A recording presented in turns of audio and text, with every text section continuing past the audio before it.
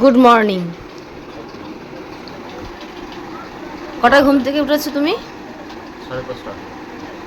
কি করেছো 5:30 থেকে উঠে? কাজ করেছি, কি কাজ? ফ্রেশ হয়েছি, ইয়েগুলো পরিষ্কার করেছি, গ্রিলগুলো গ্রিল পরিষ্কার তারপরে করেছো তাই? দেওয়ালগুলোকে একটু ঠিকঠাক করলাম, ওরা বেরিয়ে গেছিলো। তাই এখন কটা বাজে? এখন পড়ে গেছে 9:36। 4 ঘন্টা ধরে তুমি কি করেছো? শুয়েছিলাম, মোবাইল ঘাটছিলাম, তারপরে হ্যাঁ, মোবাইল ঘাটছিল। আর ঘুম থেকে উঠেই আমাকে বলছে আগে আমার খাবার দাও। 9:30টার মধ্যে তোমার টিফিন করে দিলাম। একদম। চলো খাও, আমি স্নান করবো, পুজো দেবো, তারপর রান্না বান্না করবো।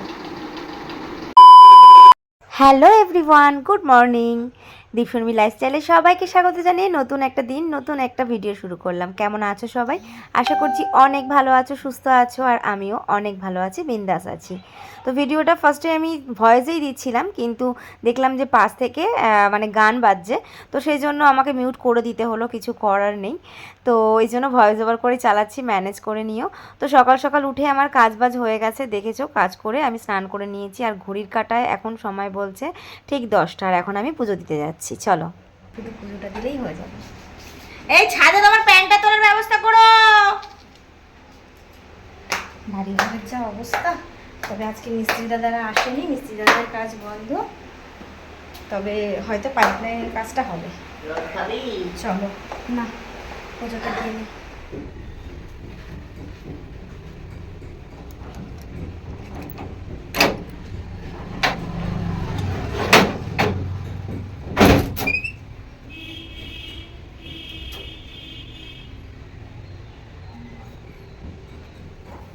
চলো, এই হচ্ছে ঠাকুর ঘর।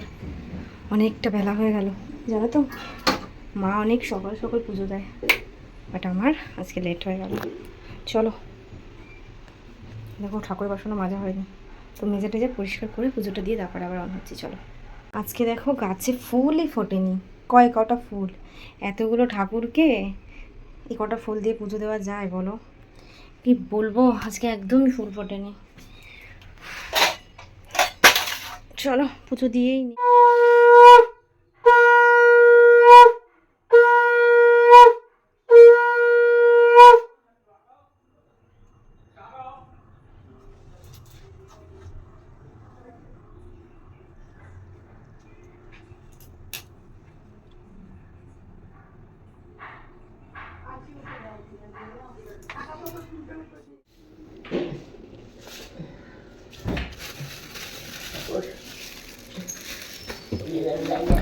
পুজোটা দিয়ে এসেই সোজা চলে আসলাম রান্নাঘরে।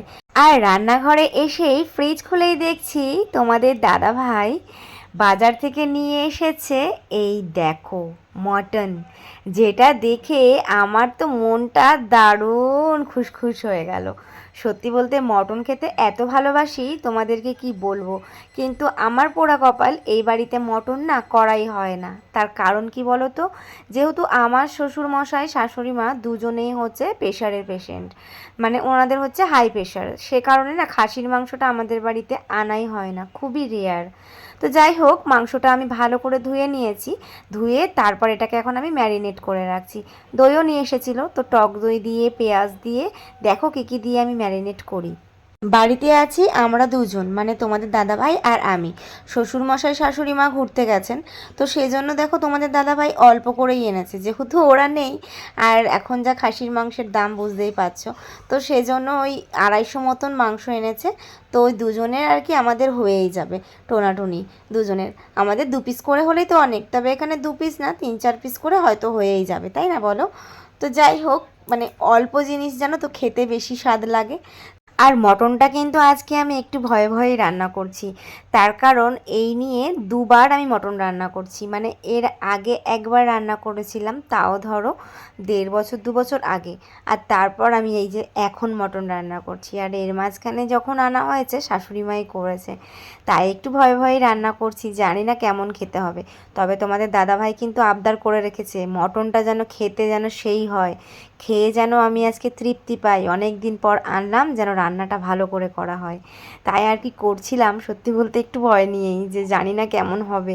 খারাপ হলে বেচারা এত আশা করে নিয়ে এসছে, সেরকম যদি মানে টেস্টি না করতে পারি, ওর আশাটাতে পুরো জল ঢালা হয়ে যাবে, তাই না বলো? এদিকে তো ব্যবস্থা করে আসলাম, কিন্তু এইদিকে আমার পেটে যে ছুঁচো ডন মারছে, তাই চলে আসলাম যে সকালের টিফিনে আজকে ভাত টাত কিছুই খাবো না, তাই মুড়ি নিয়েছি, ছাতু নিয়েছি, আর নিয়েছি কলা, সাথে আছে লাল বাতাসা। চিনিটা অ্যাভয়েড করাই ভালো।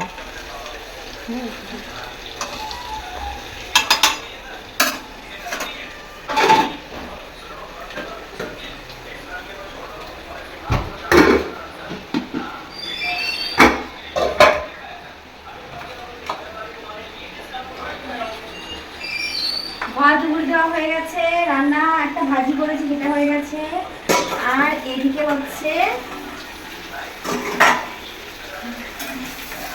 মাংসের আলু ভাজা হচ্ছে।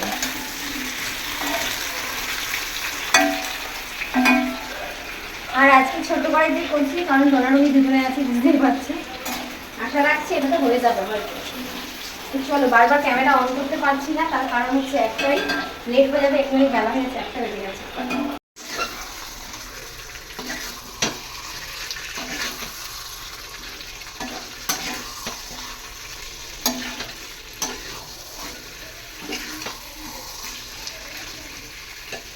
মাংস কষাচ্ছি, দেখেছো কতখানি মাংস আমার একটুখানি কড়াইতে ধরে গেছে।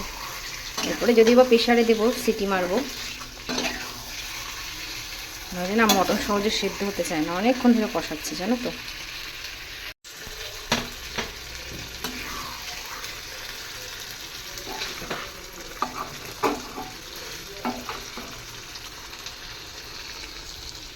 এটাতে একটুখানি তোমাদের দাদা ভাইয়ের জন্য রাখছি একটু কষা মশলা দিই, ও না কষা খেতে খুব ভালোবাসে, তাই ওকে একটু দেবো। এই শশা কেটে রেখেছি, নুন দেবো, কোন সকালে খেয়েছে তো, একটু আগে বলছিল খিদে পেয়ে গেছে।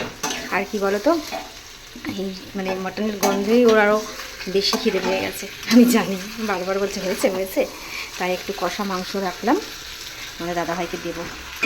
তো আমার কষেই এসছে, এবার এটাকে আমি সিটি মারবো।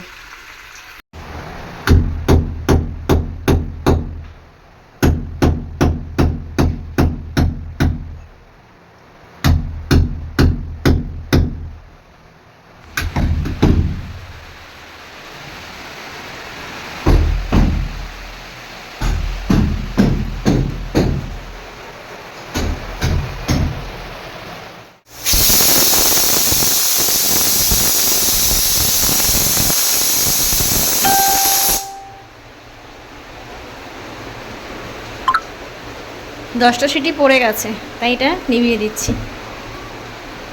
আর এদিকে বসিয়েছি চাটনি, দেখতে পাচ্ছ, এই হচ্ছে চাটনি। এখন যে কতক্ষণ লাগবে সেদ্ধ হতে, তো চলো এটাকে দেখি কতদূর কি হলো।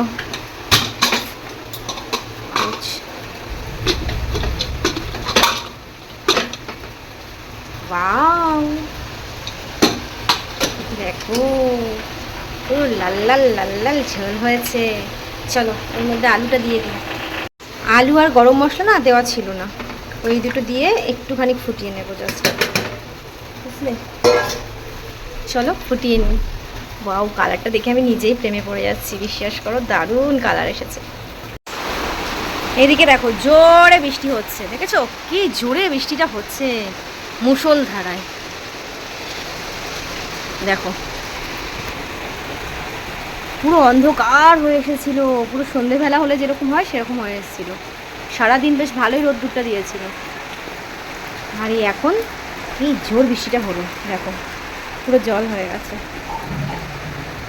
আর ওইদিকে তো কলের পাইপ লাইন করতে এসছে, চলো শেয়ার করাই হয়নি তোমাদের সাথে, শেয়ার করব।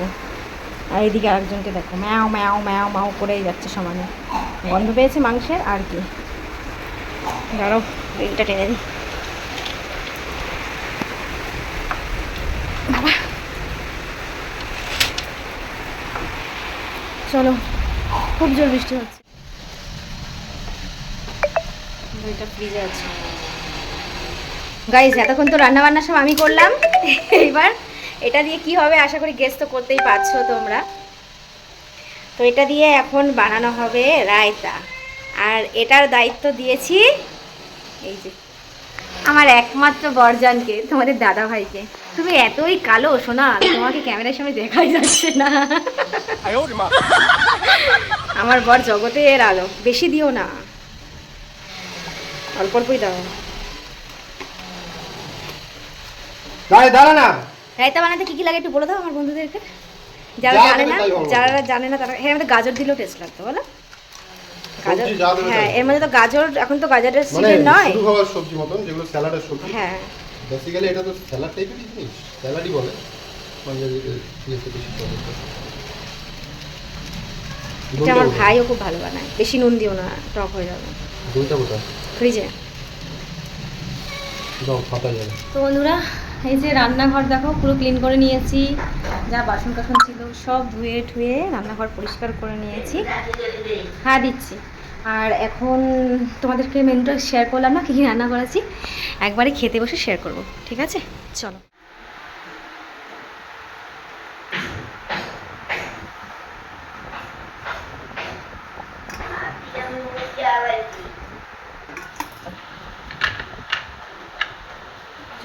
এটা তুমি নিয়ে গিয়ে দিয়ে শুনছি।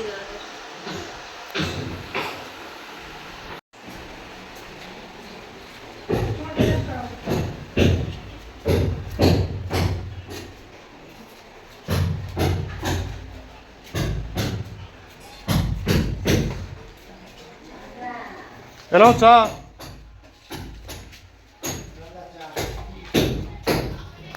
চলো না।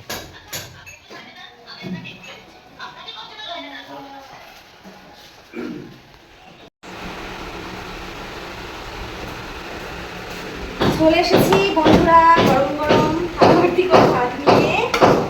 আজকে আমাদের স্পেশাল মেনু কি আছে চলো শেয়ার করে দিই।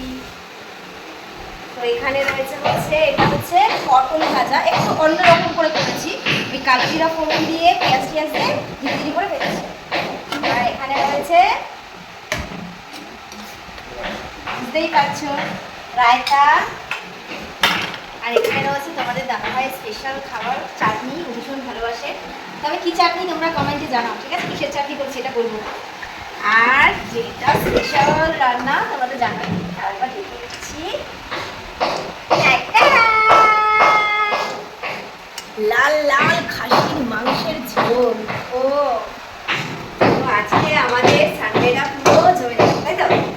পুরো জমে যাবে। চলো বেশি দেরি করতে পারবো না, এমনিতে অনেক বেলা হয়ে গেছে, খুব খিদেও পেয়েছে, গন্ধ শুকে বেশি খিদে পেয়ে গেছে। চলো আমরা খেয়ে নিই ঝটপট করে। টাটা।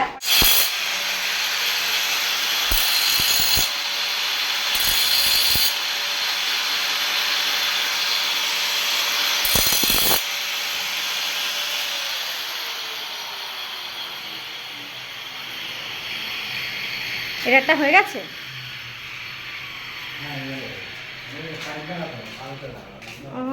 আজকে এত বেলা করে এসছে, হয়নি কি আর? সারাদিন পর এখন সময় পেলাম তোমাদের সাথে আমাদের বাড়ির কাজ শেয়ার করার। তো দেখো আজকে পাইপলাইনের কাজ করতে এসছে, আর আজকে হচ্ছে এই বাথরুম যে দুটো হচ্ছে আমাদের, দুটো বাথরুমের পাইপলাইনটা পুরোপুরি সেটিং হয়ে গেছে, আর বাকি রয়েছে বেসিন, রান্নাঘর, ওইগুলোর জন্য আবার আর একদিন আসতে হবে। তো বন্ধুরা আজকের ভিডিওটা আমি এখানেই শেষ করছি।